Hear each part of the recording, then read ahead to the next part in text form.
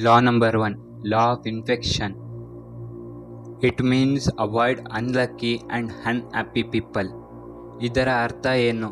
ನೀವು ಯಾವತ್ತಾರು ನೋಡಿದ್ದೀರಾ, ಯಾವಾಗಾದರೂ ಒಬ್ಬರು ಗುಂಡಿ ಒಳಗೆ ಬಿದ್ದುಬಿಟ್ರೆ ಮತ್ತು ಅವ್ರನ್ನ ಕಾಪಾಡಲು ನೀವು ರೋಪ್ ಇಲ್ದಲೇ ಎಗರಿದ್ರೆ ಏನಾಗುತ್ತೆ ಗೊತ್ತಾ? ಅವರ ಜೊತೆ ನೀವು ಕೂಡ ಸತ್ತೋಗ್ತೀರಾ. ಸೊ ಅನ್ಲಕ್ಕಿ ಮತ್ತು ಅನ್ಹ್ಯಾಪಿ ಪೀಪಲ್ ಜೊತೆ ಕೂಡ ಇದೇ ರೀತಿ ಆಗುತ್ತೆ. ನೀವು ಅನ್ಕೊತೀರಾ, ಇವನ್ನ ನಾನು ಸರಿ ಮಾಡ್ತೀನಿ, ನನ್ನ ಬೆಸ್ಟ್ ಫ್ರೆಂಡು, ಇವನ್ನ ಈ ಸಿಚುವೇಶನಿಂದ ಹೊರ ತರ್ತೀನಿ, ಏನೇ ಕಷ್ಟ ಇರಲಿ ನನ್ನ ಕೈಲಿ ಎಷ್ಟು ಹೆಲ್ಪ್ ಆಗುತ್ತೋ ಅಷ್ಟು ಮಾಡ್ತೀನಿ ಅಂತ ಮಾಡೋಕ್ಕೆ ಹೋಗ್ತೀರಾ. ಆದರೆ ಅವನಿಗೆ ಅವ್ನ ಲೈಫ್ನ ಸರಿ ಮಾಡ್ಕೊಬೇಕು ಅನ್ಸೋ ತನಕ ನೀವು ಅವನಿಗೆ ಎಷ್ಟೇ ಹೆಲ್ಪ್ ಮಾಡಿದ್ರು ಅವ್ನು ಸರಿ ಹೋಗಲ್ಲ. ಫಾರ್ ಎಕ್ಸಾಂಪಲ್, ನೀವು ಅಂದ್ಕೊಳ್ಳಿ, ನಿಮ್ಮ ಹತ್ರ ಒಬ್ಬ ಬೆಸ್ಟ್ ಫ್ರೆಂಡ್ ಇರ್ತಾನೆ ಅಥವಾ ಯಾರು ಕೊಲೀಗ್ ಇರ್ತಾರೆ ಅಂತ. ಅವನು ತುಂಬ ತಲೆನೋವಿನ ಮನುಷ್ಯ ಆಗಿರ್ತಾನೆ, ಅಂದರೆ ಯಾವಾಗಲೂ ಕೆಟ್ಟದನ್ನೇ ಯೋಚನೆ ಮಾಡೋದು, ಯಾವಾಗಲೂ ಅನ್ಹ್ಯಾಪಿ ಆಗಿರೋದು. ನೀವು ಅವನಿಗೆ ಎಷ್ಟೇ ಅಡ್ವೈಸ್ ಕೊಟ್ಟರು, ಏನೇ ಮಾಡಿದ್ರು ಅವ್ನು ತಿರ್ಗಾ ಅದಕ್ಕೆ ಒಂದು ಆಪೋಸಿಟ್ ಆನ್ಸರ್ ಕೊಟ್ಟು ಅವನ ಸಿಚುವೇಶನ್ನ ಅಲ್ಲಿಗೆ ತಂದು ನಿಲ್ಲಿಸ್ತಾನೆ. ಅವನು ಅದಕ್ಕೆ ಸೊಲ್ಯೂಷನ್ ಹುಡ್ಕೋ ಬದಲು ಅದು ಏನಕ್ಕಾಯ್ತು ಅಂತ ರೀಸನ್ ಕೊಡ್ತಾನೆ ಹೋಗ್ತಾನೆ. ಆದರೆ ನೀವು ಅವನಿಗೆ ಅಡ್ವೈಸ್ ಕೊಡ್ತಾ ನೀವೇ ಅವ್ನ ಕ್ಯಾರೆಕ್ಟ್ರಲ್ಲಿ ಮುಳುಗ್ಬಿಡ್ತೀರಾ. ಅಂದರೆ ನೀವು ಖುಷಿಯಾಗಿರೋದು ಬಿಟ್ಟು ಅವನ ತಲೆನೋವನ್ನ ನೀವು ತಗೊಂಡು ಅನ್ಹ್ಯಾಪಿ ಆಗಿರ್ತೀರ ಯಾವಾಗಲೂ. ಹಂಗೇನಾರ ಆದರೆ ಯಾವಾಗಲೂ ನೀವು ಸಿಟ್ಟಲ್ಲಿರ್ತೀರ ಅಥವಾ ಬೇಜಾರಲ್ಲಿರ್ತೀರ. ಮತ್ತು ನೀವು ನಿಮ್ಮ ಸ್ವಂತ ಕ್ಯಾರೆಕ್ಟ್ರನ್ನ ಬಿಟ್ಟು ಅವನ ಬಿಹೇವಿಯರ್ನ ನೀವು ಅಳವಡಿಸ್ಕೊಳಕ್ಕೆ ಶುರು ಮಾಡ್ತೀರಾ. ಹಂಗಾರೆ ಅಂಥ ಫ್ರೆಂಡ್ಸಿಗೆ ಅಥವಾ ಅಂಥ ಜನಗಳಿಗೆ ಹೆಲ್ಪ್ ಮಾಡೋಕ್ಕೆ ಹೋಗಬಾರ್ದಾ? ಇಲ್ಲ, ಅವ್ರೇನಾರ ಬಂದು ನನಗೆ ಹೆಲ್ಪ್ ಮಾಡು, ನಾನು ನಿಜ ಇದರಿಂದ ಹೊರಗಡೆ ಬರ್ತೀನಿ ಅಂತ ಹೇಳಿದರೆ ಮಾತ್ರ ನೀವು ಹೋಗಿ.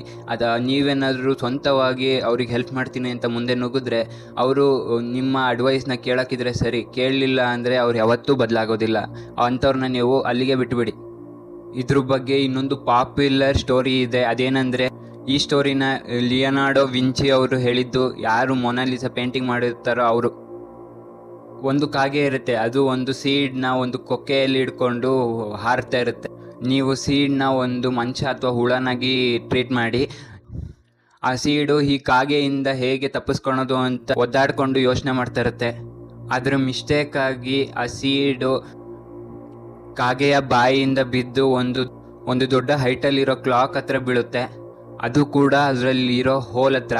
ಮತ್ತು ಆ ಕಾಗೆ ಆ ಗೋಡೆ ಹತ್ರ ಕೇಳ್ತಿರುತ್ತೆ, ನೀನು ನನ್ನನ್ನು ಕಾಪಾಡಿದ್ರೆ ನಾನು ನಿನ್ನನ್ನು ದೊಡ್ಡನಾದ್ಮೇಲೆ ಖಂಡಿತ ಕಾಪಾಡ್ತೀನಿ ಅಂತ. ಅದರ ಮಾತುಗಳನ್ನ ಉಪಯೋಗಿಸ್ಕೊಂಡು ಮ್ಯಾನಿಪ್ಯುಲೇಷನ್ ಮಾಡ್ತಾ ಇರುತ್ತೆ. ಮತ್ತು ಇವೆಲ್ಲ ಮಾತುಕಡಿ ಆ ಕ್ಲಾಕ್ ಹತ್ತಿರ ಇರೋ ಗೋಡೆ ಕೂಡ ಕಾಪಾಡುತ್ತೆ.